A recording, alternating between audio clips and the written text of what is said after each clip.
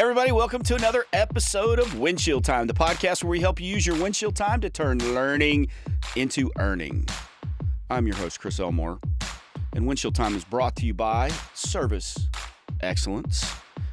And today I'm joined by, in studio, no less, by the one and only Brandon Cockrell, or the Brandalorian, or Brando Calrissian, we like to call him. Or just Brando if you're into the whole brevity thing. Today, we're going to be talking about why you need to establish your credibility and the company's is not enough. Hang in there.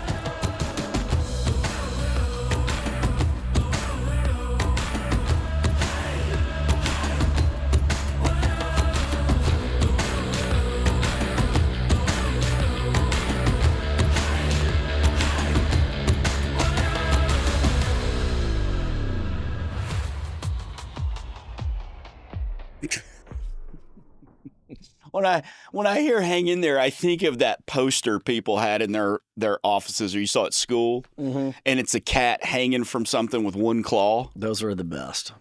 Yeah. And Somebody then made lots of money off. And then you get into the business world and it's accessories. Right. There Right. It is. And there's the one, teamwork. And it's one person on the top of a mountain reaching down to help pull someone else up Right. onto the mountain. Yep. So With slightly above clip art worthy. yeah, and it's kind of in a silhouette. Mm-hmm. So you can tell they're wearing backpacks, but their faces are indistinct. Right. Unless you subscribe to Successories Plus, then you got full versions of the photos. There you go. Because they weren't using public domain photos at that point. Right. That was really weird and random. Mm-hmm. So I got a question for you. Okay. Now, you're a young guy, youngish guy, Yeah. Ish. younger than me. Yeah. And what was your favorite toy when you were a kid? Oh man. I mean, I know it comes and goes, but yeah. there's always one you kind of go back to. So I think about growing up with my brothers, and my brothers were all born in the 70s, so they were giant Yes. Star Wars guys. So Star Wars figurines were huge. But my generation was Ninja Turtles. Okay. I had all the Ninja Turtle stuff, the Ninja Turtles lair, the pizza shooter, Oh, the pizza shooter. Yeah, it was Alex, let me show me the the Ninja Turtles pizza shooter. Yeah, What do we got? It was kind of like a tank, but on top it had these little circular discs that look like pizzas, and you could put somebody in basically a turret and shoot pizzas out of it. There it is. Wow. There it is. Holy cow, that's awesome. Oh yeah. Now, how long did it take you to lose the discs?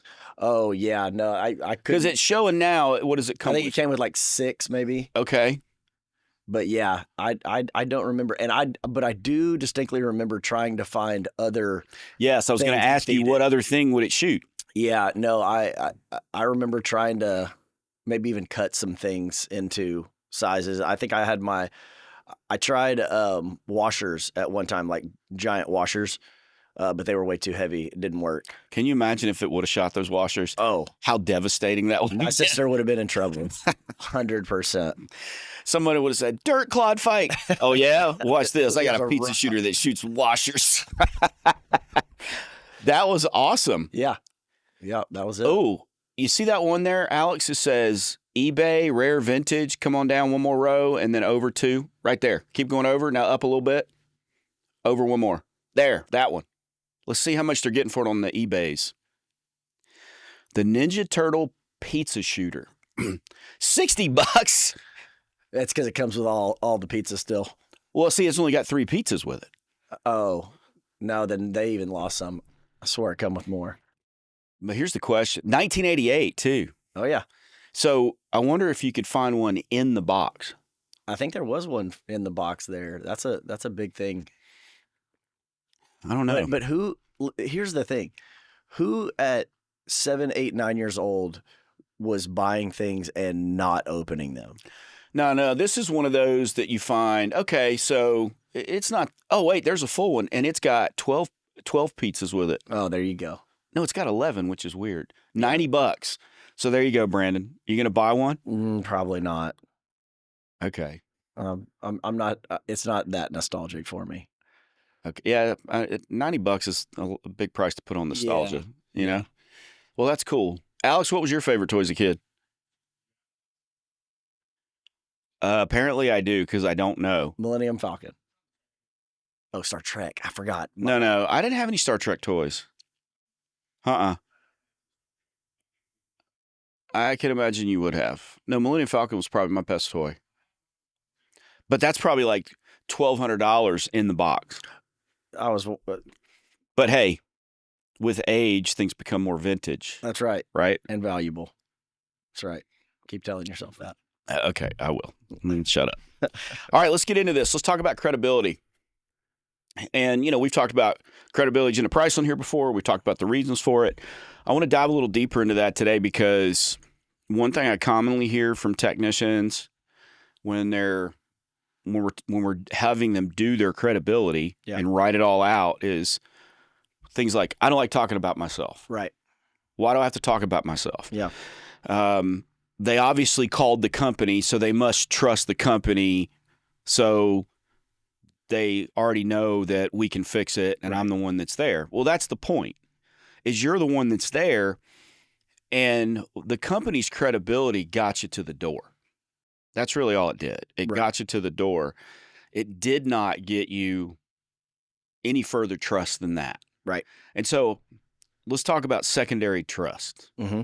Have you ever trusted somebody because you trusted somebody else more that knew them? Sure. Yeah. Referral. Okay. Yeah. Referral.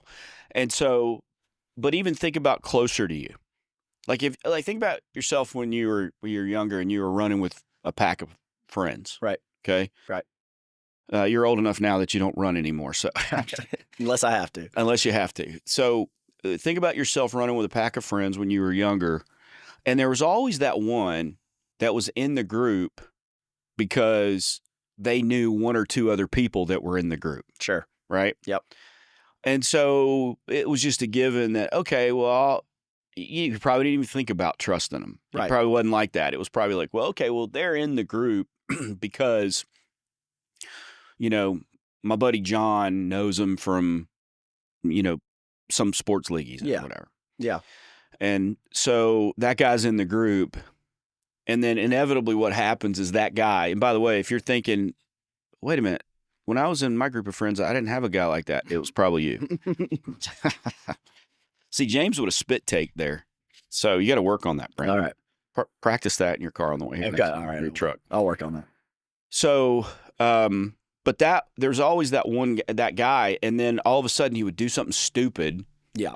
And he's out of the group. Yeah. It was easier for him to be removed than anybody else. Yeah. Because it probably didn't take much. Right. Right. He came over your house one time when y'all were having pizza and he used half the roll of paper towels. That guy's out. Come on now. That guy's out. Yeah. That guy's out. Or he starts eating his pizza with a knife and fork. Gone. Out. He's out. Yep. 100%. Right. And so that little tiny quirk is all it took to get him out of the group or be like, hey, John, don't bring that guy anymore. Where did you find him? All of a sudden he's suspect. Right. Well, your buddy's credibility, John's credibility only carried that guy so far. Yeah. And then he had to carry his own. So as long as he fit in with the group and didn't do anything on his own that was weird, he kind of went with the flow and did those things, he was fine. Yep. Right? Yeah. So I think that you as a technician, when you go to someone's house, you got to remember, the company puts a lot of money into marketing and building a brand and a social media presence maybe and things like that. And especially if it's a legacy company that's been around for 50 years, 25 years, whatever. We're getting into second generation stuff here. Sure. And there's going to be customers that have been with forever. Yep. I remember me as a tech, I've mentioned on here before, the first company that when I went full time in the trades after dropping out of college, it was like this company that I went to work for. When I went to work for them, they were 100 years old. Wow. And so now imagine I'm 21. I looked 15. I mean, you've seen the pictures. You know what I'm talking about. Yep. I looked 15 and I'm walking up to some lady's door. She's 80. The house she lives in is the house she was born in. Yeah. And what I'm gonna go in her basement and work on a furnace that's 30 years old. How oil could you furnace. possibly know about any of this? Yes. And when I'm down there, I'm going to see previous invoices where the company I work for in its early days delivered coal and wood to her parents. Wow. You know, that's not a recipe for success for a 21-year-old No. tech. No. And so I had to earn her trust and respect. Sure. What got me to the door was the company's credibility. They've been doing business with the company literally 85 years or something. And she's only ever known this company. And I show up and she opens the door. Most of the time, the first comment I got in places like that, because there were quite, you know, I'm not talking like hundreds of those people, but I guarantee you I saw one of those people a week. Right. At least one a week. Sure. Whether I was an installer or a service guy. And the first question I got is, are you old enough to work on these things? That's right. I kind of went into that old lady 1920s. Are you old enough to work on these things, son? You hit it pretty good. I kind of went there, but I wasn't consciously doing that. That's how you know a good actor. Alex, is that true? Definitely unconscious. I don't know if you would Take that as a compliment. Yeah, I'm not exactly sure about that. Anyway, so I knew early on, before I even knew what credibility, agenda, price was, before I even knew any of that stuff. Right. I realized that I have to establish something when I go to the door. Mm-hmm. So I did things like, and that's something we don't really talk about a lot, is building credibility from the time you pull up to the house. Right.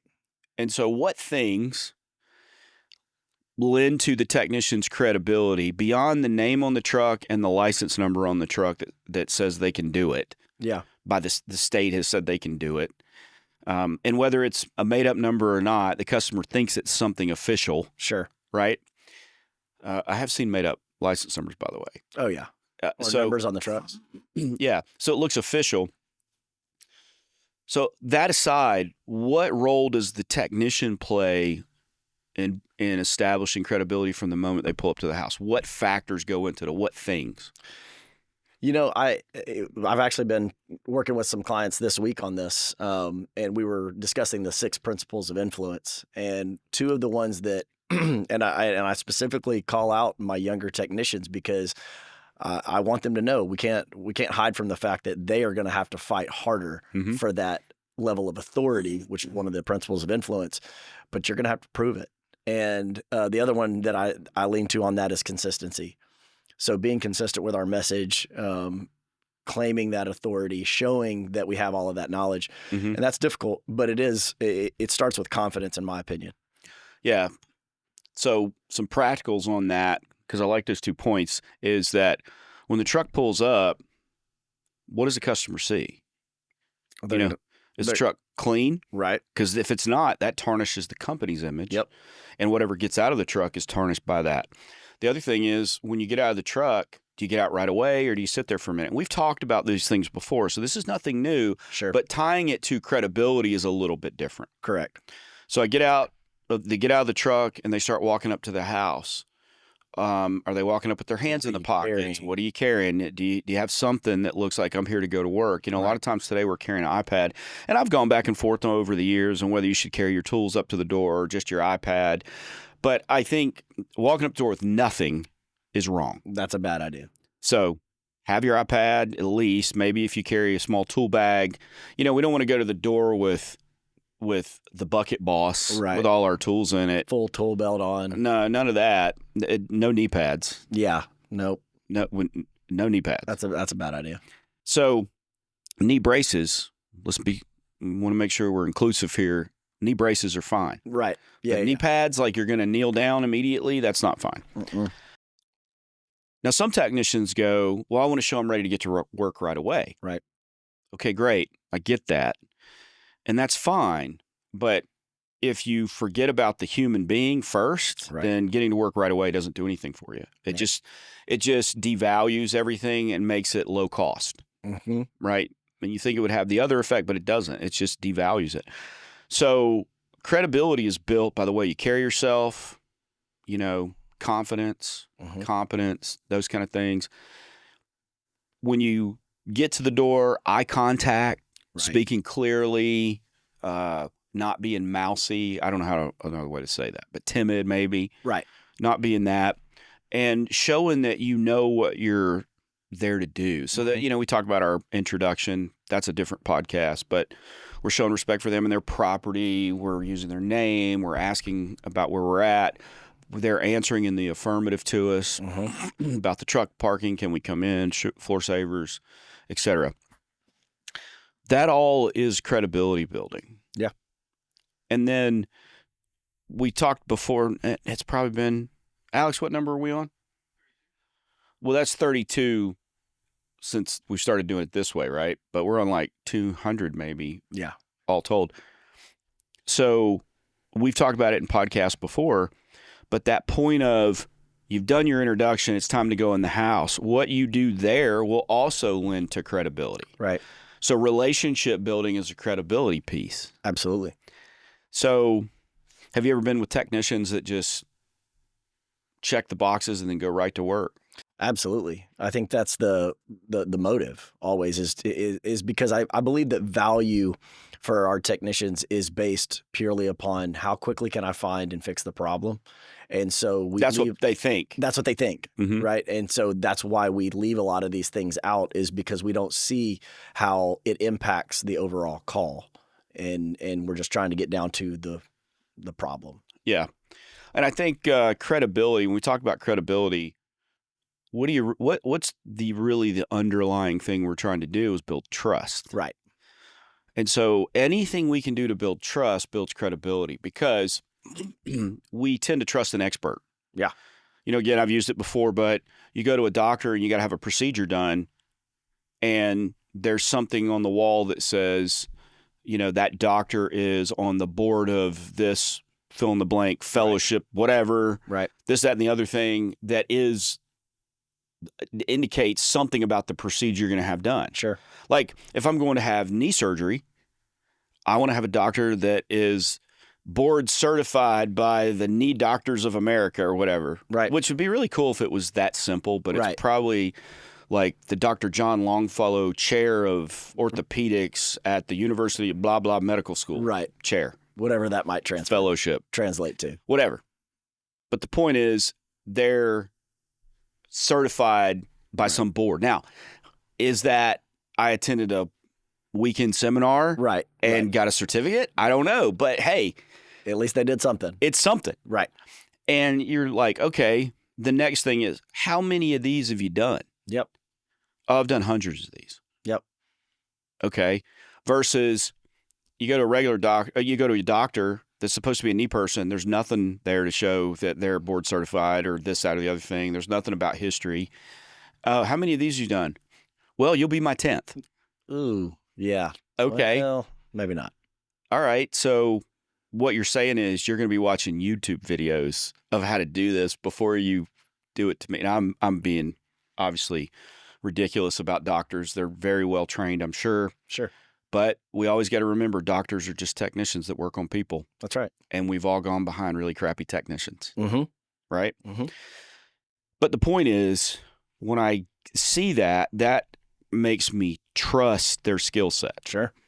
So, yeah, it's credibility. But I think just talking about the word credibility seems to be, if I got to tell you my credibility, some people look at that as bragging. I've heard technicians say, I don't like bragging about myself. Right. Right. Okay. And I've said it before, if you don't do it, who's going to do it? Exactly. Right. And I go back to sometimes, well, a lot of times I go back to movie lines. Mm-hmm. Alex, have you seen the movie 6 Days, 7 Nights? Harrison Ford, Anne Heche? Okay. All right. No? Anyway, they crash on this island. Spoiler alert. They crash on this island. Harrison Ford's this old crusty pilot. They have to land on this island and they crash, and Anne Heche is like this really spoiled rich person who's used to having everything done and cell phone and all this kind of stuff. And she wakes up the first morning and she's like, where's the coffee? Do you have anything for breakfast? And she's asking for all these things. Well, she's like, where is all this stuff? He's like, honey, it's an island. If you didn't bring it with you, it's probably not here. That's it.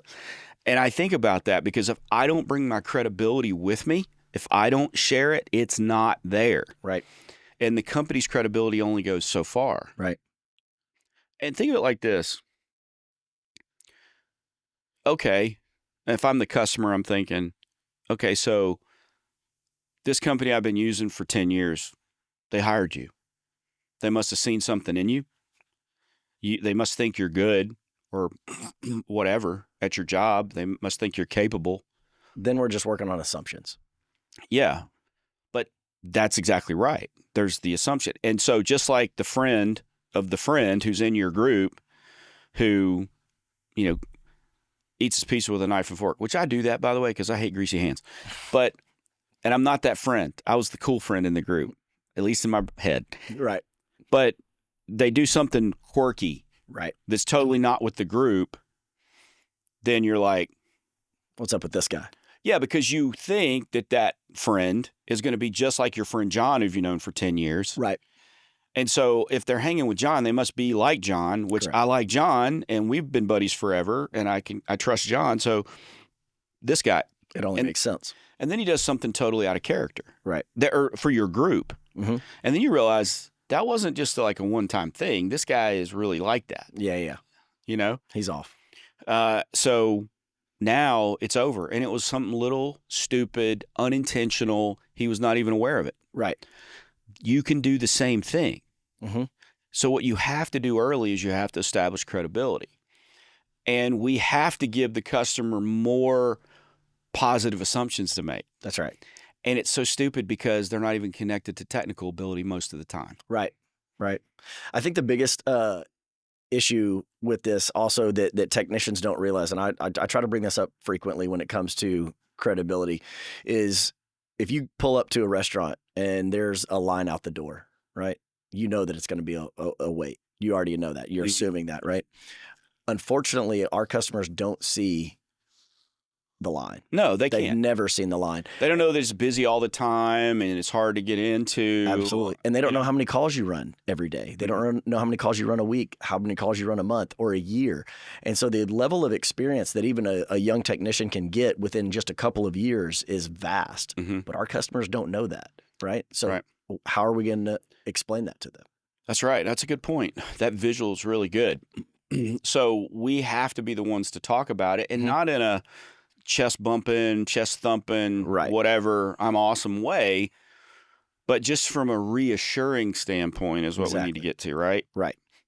And so that's why when we teach credibility, it's, just want to let you know a little bit about me and what you can expect today. And the way we put that is because if you just said, hey, I'd like to tell you about myself. Mm-hmm. Well, it's not going to appeal to necessarily a D or a C. Right. Especially not a high D personality, right? Right. So I've got to put something in there that appeals to every profile. Yeah. And so when I say, I'd like to tell you a little bit about myself and what you can expect today or what I'm going to do today, then what you're saying to the D is they're like, okay, I got to get through this crap about them. But then they're going to tell me what we're going to do. I'm ready for that. So let's get through that. Right. The I is like, oh, yeah, I want to know about you. Sure. The S is like, I want to know about you because I want you to feel good about yourself. Right. And the C is like, okay, more facts and data about the person.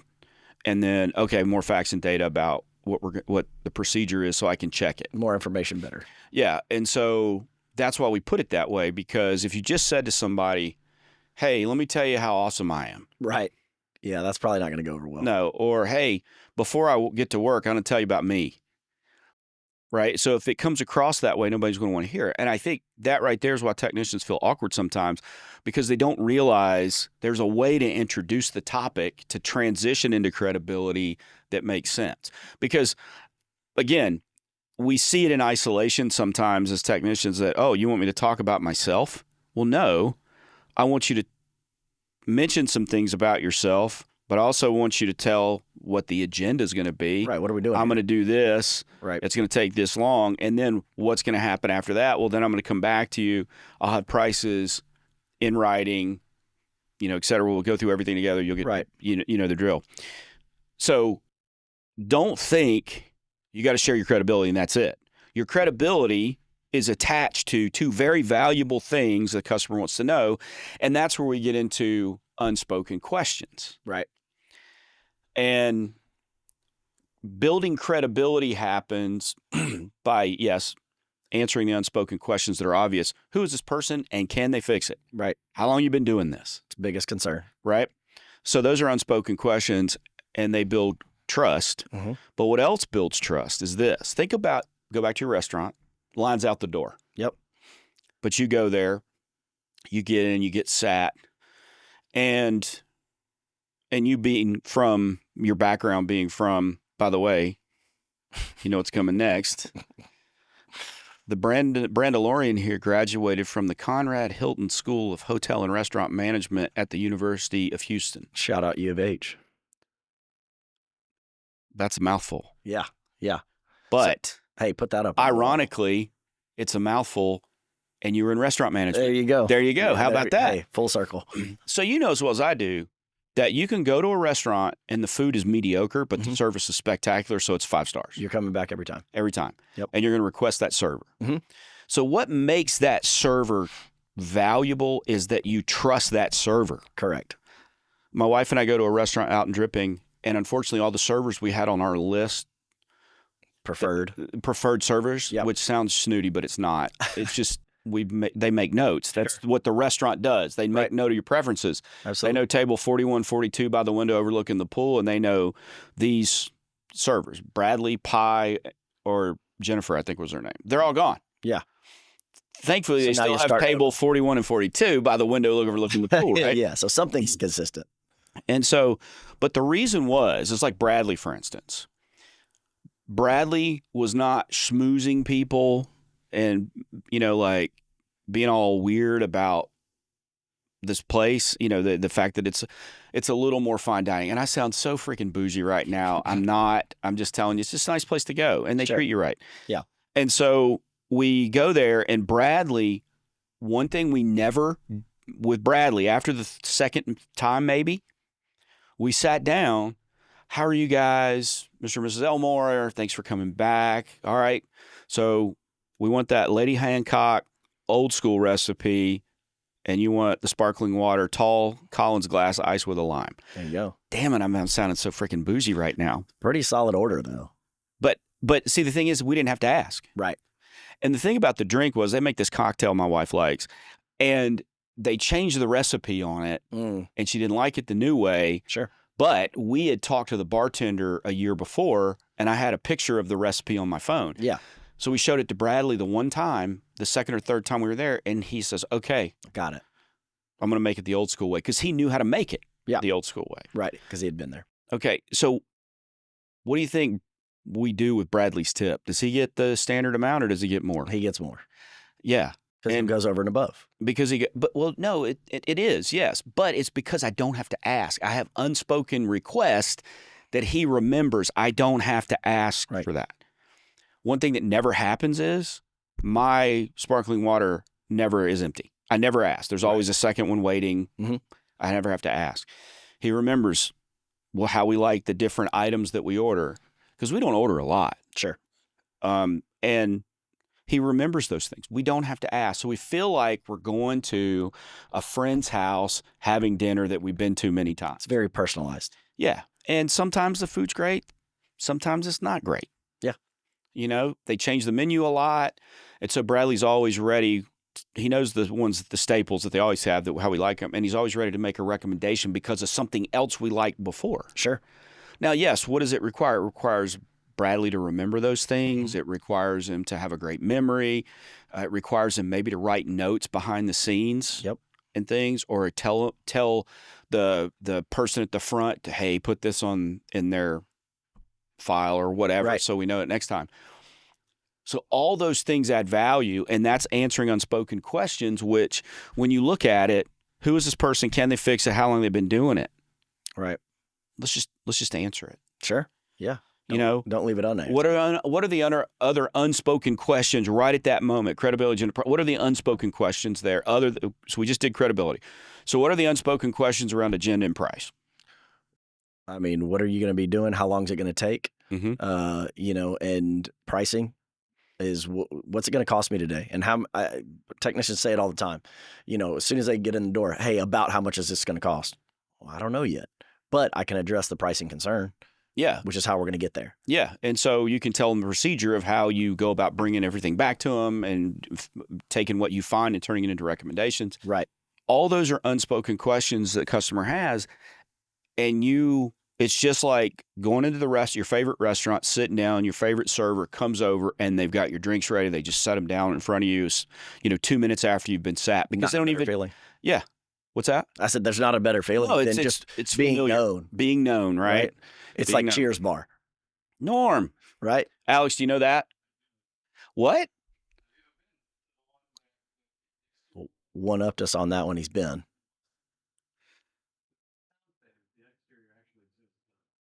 Wait, you mean the inside is a set on a TV show? Wait, it's not a real... You're destroying things for me now. Yeah.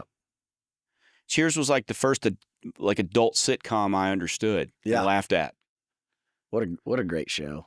Thanks, Alex. Jeez. But no, it's like that. And what's the song? You want to go where everybody knows your name. That's it. Personalized. And so that's the thing we're trying to get to here. But these all build credibility before you even get to, I've been doing this for 25 years. I've been in thousands of homes, et cetera. Right. Before you even say a word, you're building your credibility as you go. Mm-hmm. And how long from the time the truck parks to the time if we've done credibility into price, from the time the truck gets there till we finish saying that stuff, how long is it in the house? Maybe 10 minutes. 10, 15 minutes at the most. Right. Right? Yep.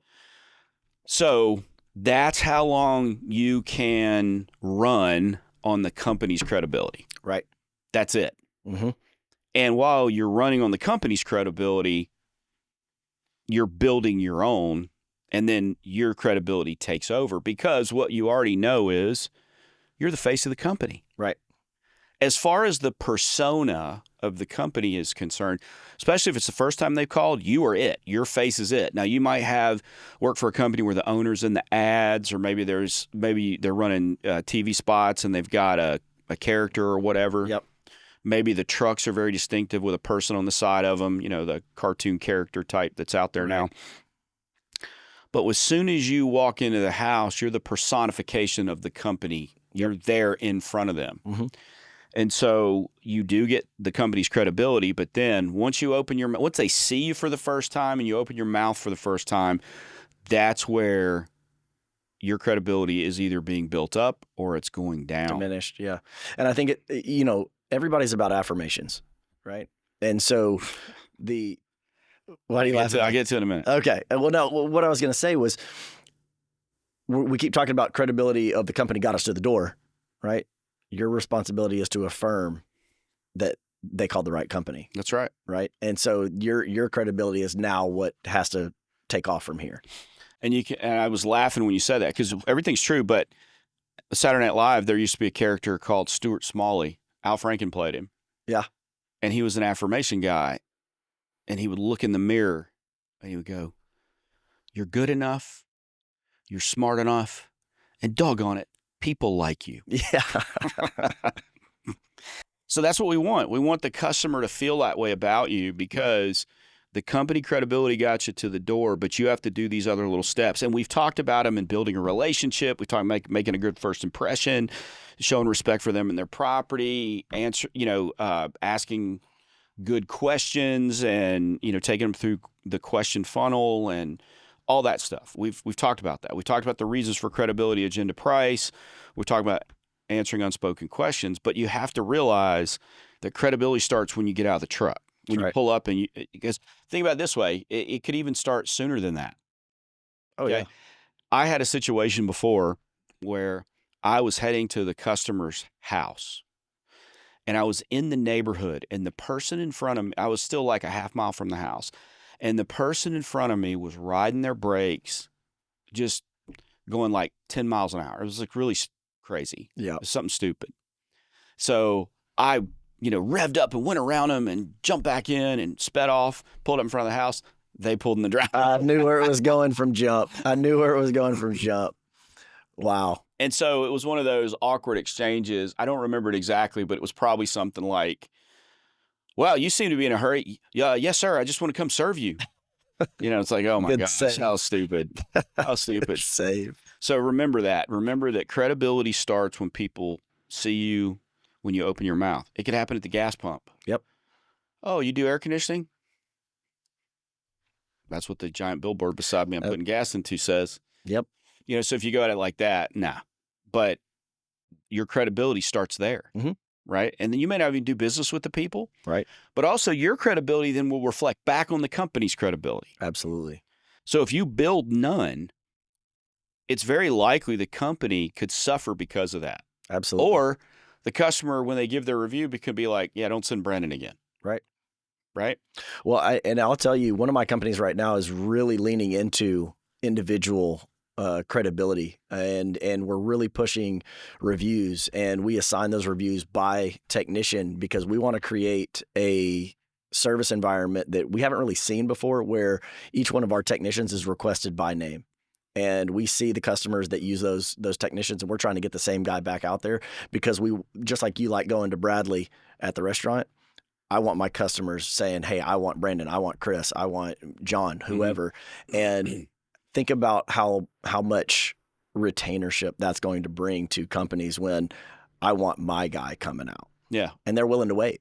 Yeah. And it's great for retention. It's just that not enough people do the things to be requested. Correct. So how do we get to that level? Yeah, it's doing these kind of things. Exactly. It's making sure we're good at it. Exactly. And then it goes back to preparation. I was reading this morning, and somebody, you might know who it is, some football player said the separation is preparation, about why they were so good. I don't know who said it. But the separation is preparation. Do you practice? Do you prepare? Do you try to get better at this, or do you wait and do it in front of the customer? That's the question. Yep. So credibility, remember, you can't trade on the company's credibility but for so long. Right. Before it runs out or hits a plateau. And they got the customer trusted the company. That got you to the door, but and they may have spent money in the past, or that might be a brand new customer that just liked the ad or something they saw. Sure. But to get them to spend more money, that's down to you and your credibility and your ability. So we got to remember that. As always, if you want to know more about this, you can reach me at elmore@servextra.com, or shoot me a text or call me at 254-733-7109. If you want to talk to Brando or the Brandalorian, you have to tell. This is. I didn't know if you knew my number by heart. I was going to let you go. I got you. 254-749-3867, or emails brandon@servextra.com. Or go to our website. Or no, not or, and go to our website, www.servextra.com, servextra.com. Check out blogs, some downloadables, previous episodes of the podcast going back probably 5 years, 6 years now. Oh, yeah. Probably more than that. But more importantly, Brandon, what do we do here at Service Sections? We turn learning into earning. Nice. Thanks, everybody.